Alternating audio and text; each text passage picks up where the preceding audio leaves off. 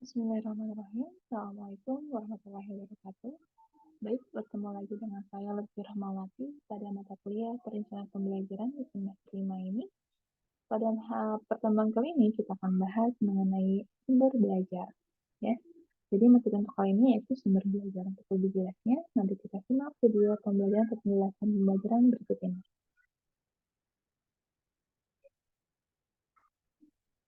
Untuk materi sumber belajar, kita akan membahas mengenai pengertiannya, manfaat, karakteristik, klasifikasi, dan juga kriteria dari pemilihan sumber belajar itu sendiri. Kita awali dari pengertian, bahwa menurut Sujono dan Ripai pada tahun 2001 dalam bukunya halaman 77, sumber belajar adalah segala daya yang dapat dimanfaatkan guna memberi kemudahan kepada seseorang dalam belajarnya. Hal senada dijelaskan juga oleh Majid pada bukunya tahun 2005 halaman 170 bahwa sumber belajar adalah sebagai tempat atau lingkungan sekitar, benda, dan orang yang mengandung informasi dan dapat digunakan sebagai wahana bagi peserta didik untuk melakukan proses perubahan tingkah laku. Nah, jadi garis besarnya adalah sumber belajar adalah sebagai sesuatu yang mampu memberikan informasi serta dapat digunakan sebagai wahana bagi peserta didik untuk melakukan proses perubahan tingkah laku. Itu adalah pengertian dari sumber belajar. Lalu manfaat. Manfaat dari sumber belajar itu ada 7.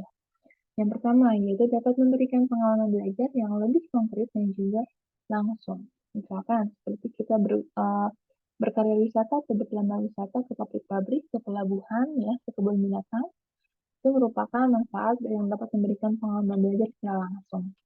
Lalu yang kedua, manfaatnya yaitu dapat menyajikan sesuatu yang tidak mungkin diadakan, dikunjungi atau dilihat secara langsung, misalnya model, skena, foto, film, dan lain sebagainya. Lalu yang ketiga, yaitu dapat menambah dan memperluas cakrawala sains yang ada dalam kelas. Misalnya buku, teks, foto, film, narasumber, itu merupakan manfaat yang dapat memperluas cakrawala sains siswa.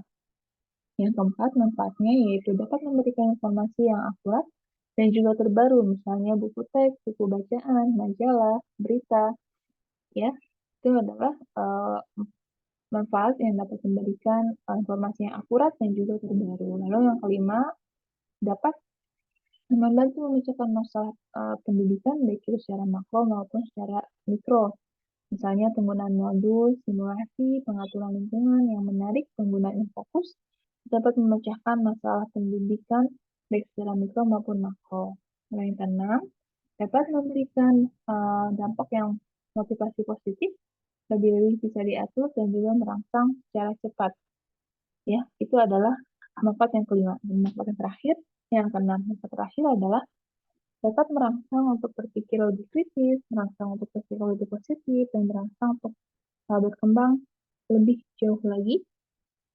Misalnya dengan membaca buku teks, buku bacaan, melihat film yang dapat merangsang pemakai atau peserta didik untuk berpikir secara kritis, menganalisa, dan juga dapat mengembangkan pikiran positifnya untuk menganalisa segala sesuatu secara baik, secara positif. Itu adalah manfaat dari sumber belajar.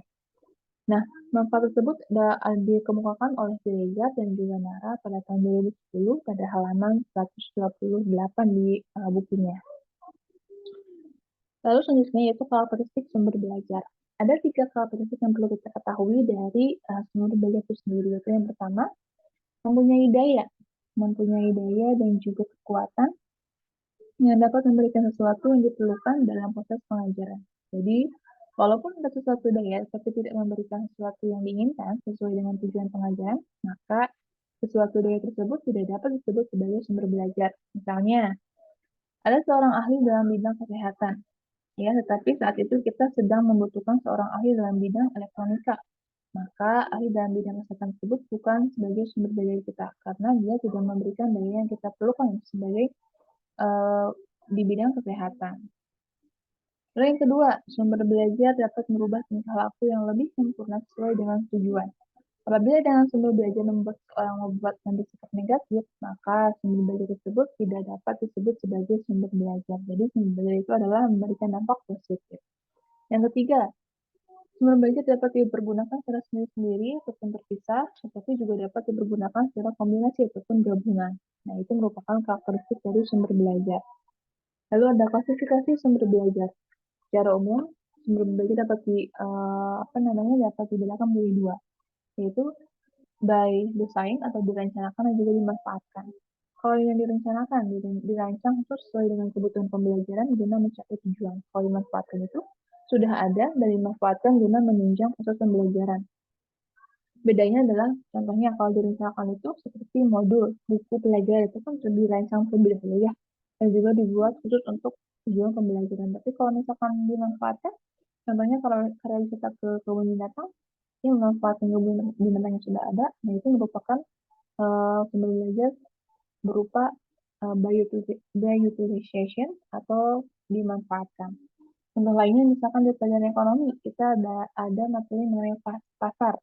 Tentu pasar itu sendiri merupakan sumber belajar yang dimanfaatkan oleh kita untuk menunjang proses pembelajaran. Itu ya, jadi bedanya kalau direncanakan itu dirancang dulu terlebih dahulu untuk tujuan pembelajaran, tapi kalau dimanfaatkan itu sudah ada sebelumnya.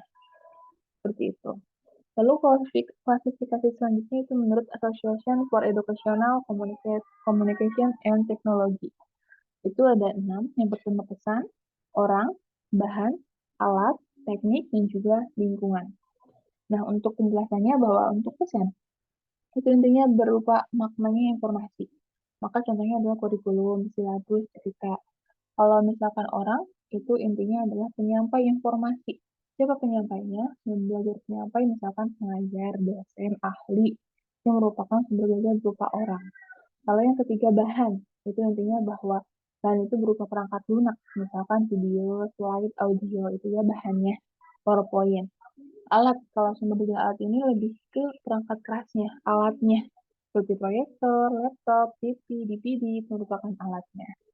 Lalu teknik, itu lebih ke cara penyampaiannya, seperti presentasi, diskusi, demonstrasi, itu teknik-teknik, misalkan teknik guru dalam berceramah, itu merupakan sumber belajar teknik. Lalu ada sumber belajar lingkungan, yaitu situasi dan juga suasana. Seperti di ruangan kelas, laboratorium, museum, kebun binatang, itu merupakan sumber belajar berupa lingkungan, yaitu situasi dan juga suasana. Itu ya bedanya, klasifikasi sumber belajar menurut AICT. Ya, itu ada pesan, orang, bahan, alat, teknik, dan juga lingkungan. Lalu selanjutnya terakhir yaitu kriteria dari pemilihan sumber belajar. Karena ketika kita memilih sumber belajar, kita harus juga memperhatikan kriterianya, ya, kriteria dari sumber belajar itu sendiri. Kriteria yang pertama yaitu harus sesuai dengan tujuannya, ya. Tujuan dari pembelajarannya. Itu klasifikasi yang pertama. Lalu yang kedua adalah orang. Ya, yang kedua adalah ekonomis.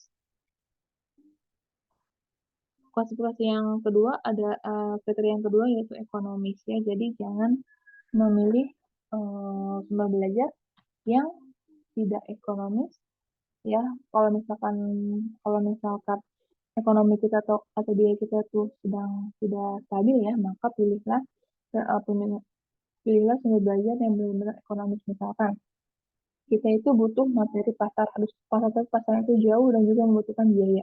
Nah, untuk meminimalisirnya, kita tinggal memilih sumber belajar yang ekonomis, yaitu bisa menayangkan video, ya, melihat di website, itu merupakan kriteria pemilihan sumber belajar yang ekonomis. Lalu, yang ketiga yaitu praktis dan juga sederhana. Praktis dan juga sederhana itu maksudnya adalah sumber belajar yang praktis, yang tidak memerlukan peralatan dan perawatan khususnya, tidak sulit dicari, tidak mahal harganya, dan tidak memerlukan tenaga terampil yang khusus. Itu merupakan sumber belajar yang harus mendapatkan prioritas utama dan juga pertama. Karena mudah, ya, praktis dan juga sederhana. Lalu yang keempat yaitu kriterianya mudah didapat. Sumber belajar yang baik adalah yang ada di sekitar kita dan mudah didapat. Sekali lagi, sumber belajar yang baik adalah sumber belajar yang mudah didapat, yang ada di sekitar kita. Lalu yang terakhir yaitu fleksibel dan juga luas. Sumber belajar yang baik harus dapat dimanfaatkan dalam berbagai kondisi dan juga situasi. Semakin fleksibel, maka semakin mendapat prioritas untuk dipilih. Itu merupakan kriteria dari pemilihan sumber belajar. Oke, itu saja materi pada pertemuan kali ini. Kurang lebihnya saya mohon maaf. Wassalamualaikum warahmatullahi wabarakatuh.